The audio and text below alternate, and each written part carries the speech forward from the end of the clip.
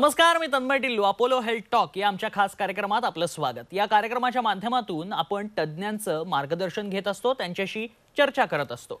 आज आपण चर्चा करणार आहोत रोबोटिक कॅन्सर सर्जरी याविषयी. आणि याविषयी चर्चा करण्यासाठी आपल्या स्टुडिओत आले डॉक्टर शिशिर शेट्टी.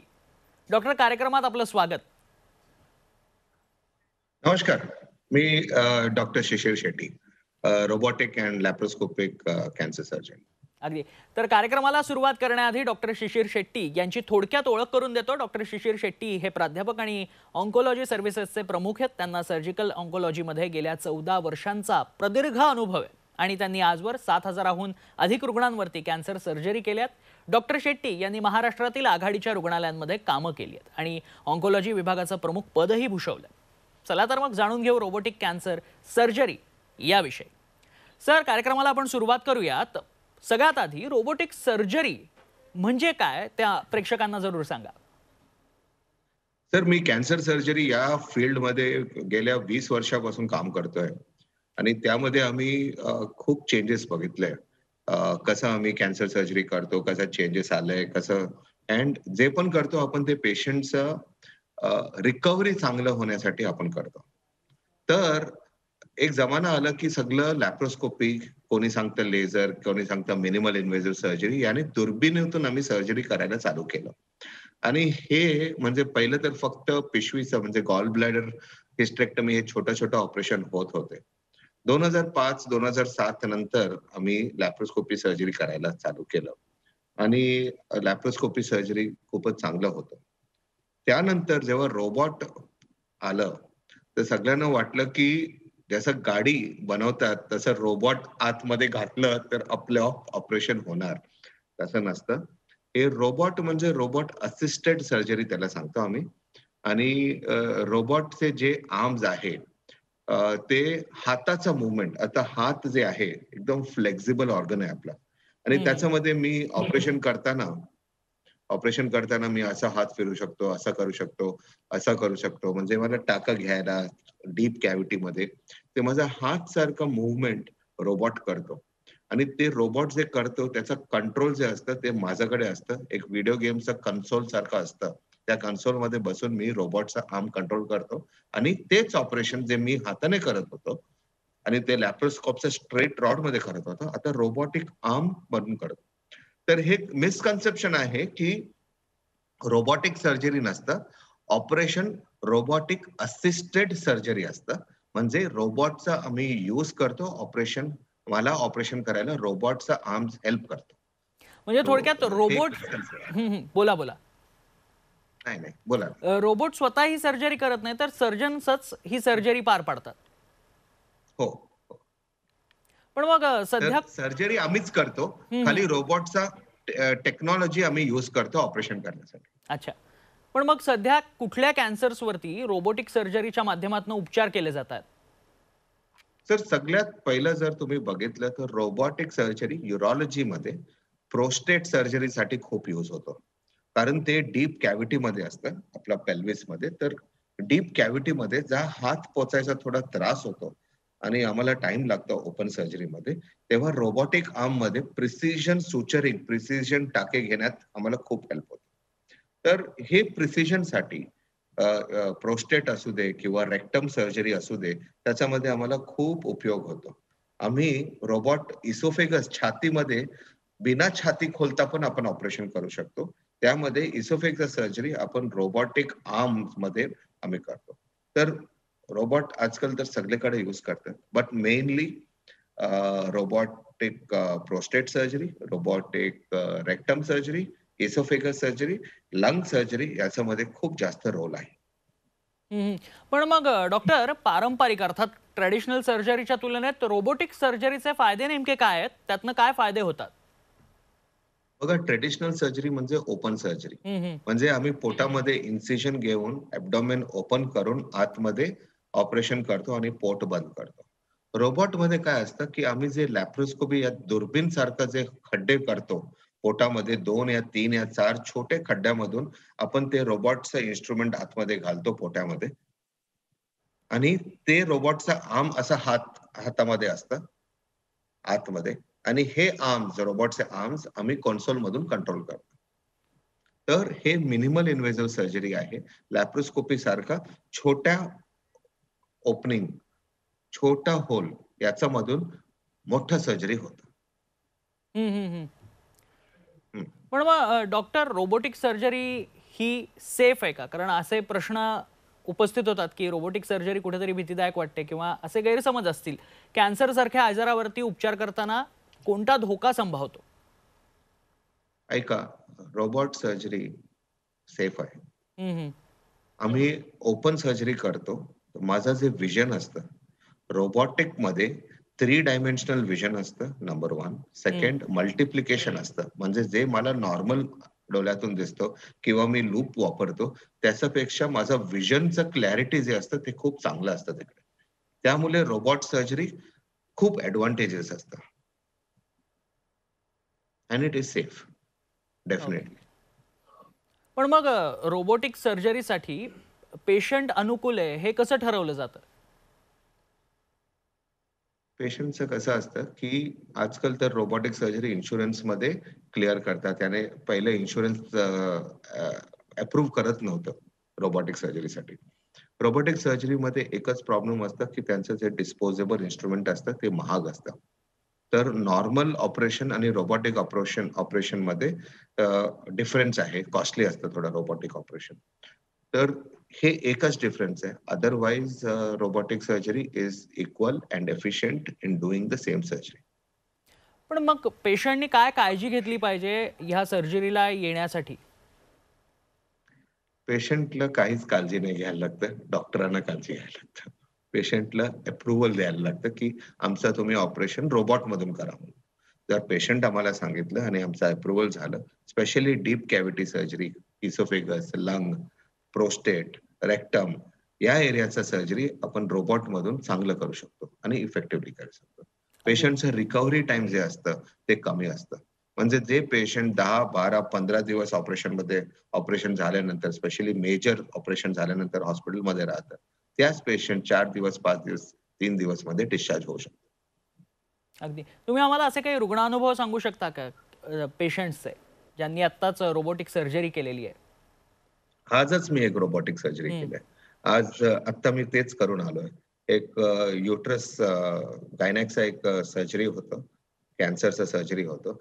तर आजच त्यांचं ते मी युटरस आणि ते काढून आलं. ते इनिशियली थोडं हेजिटंट होते, पण दे वर व्हेरी एज्युकेटेड. त्याने खूप रिसर्च करून आलेत.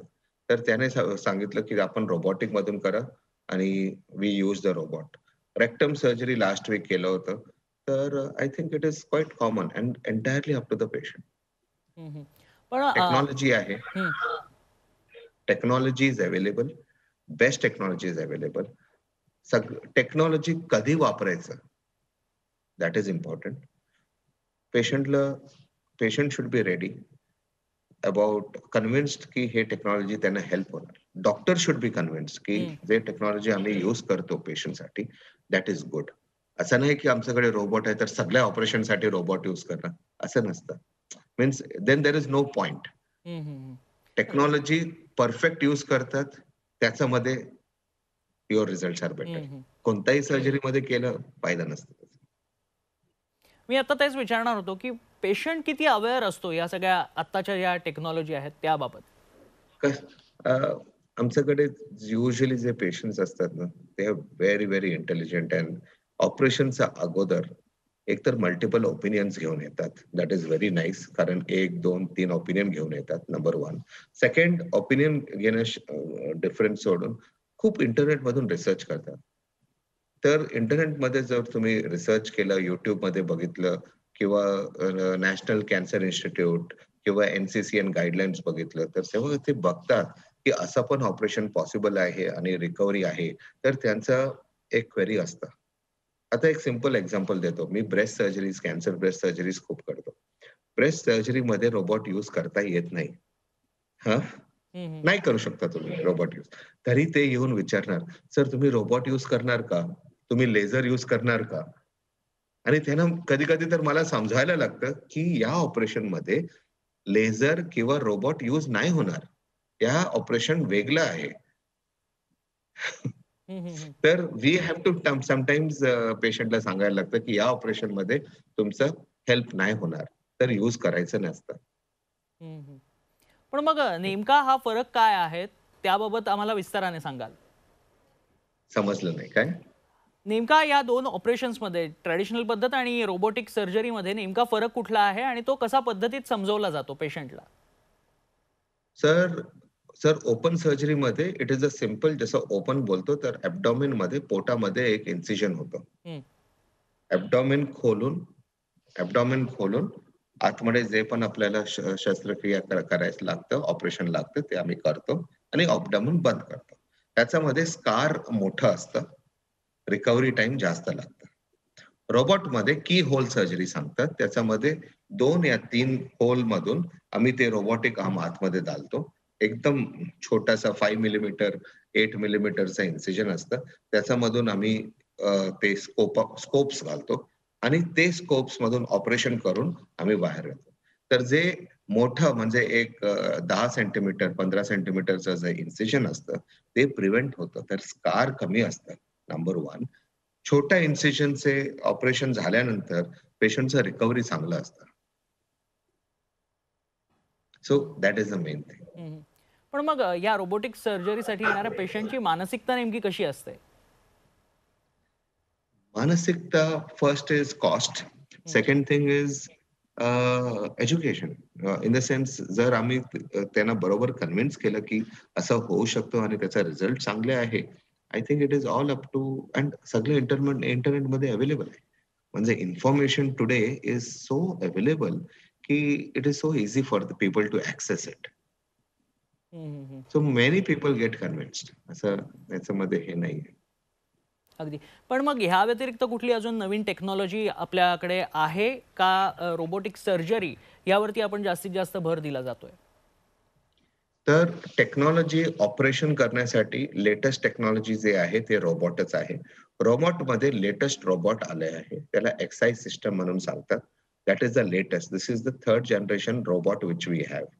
या या रोबोटमध्ये म्हणजे जर ऑपरेशन करताना जर आम्हाला वाटलं, की युरिनरी ट्रॅकचा आम्हाला फ्लो बघितले, तर एक स्पेशल डाय इंजेक्ट करून आम्हाला व्हिज्युअलाइज करता येतं.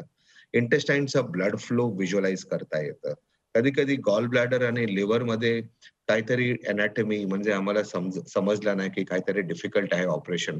त्यावेळी एनाटॉमीचं क्लेanलीनेस एंड मॅग्निफिकेशन जे रोबोटमध्ये येतं, दॅट इज द बेस्ट. तर this is how technology is assisting. हं. आम्हाला टेक्नॉलॉजी आम्हाला हेल्प करतं सेम ऑपरेशन करण्यासाठी in a better way to deliver quality health care. And that is how we do it. नक्कीच. सर खरं तर खूप प्रश्न आहेत आणि तुम्ही खूप छान मार्गदर्शनही करताय. एका छोट्याशा ब्रेकसाठी थांबावं लागतंय. लगेचच परत येतोय. पाहत राहा आपला आवडता कार्यक्रम, लाडका कार्यक्रम अपोलो हेल्थ टॉक.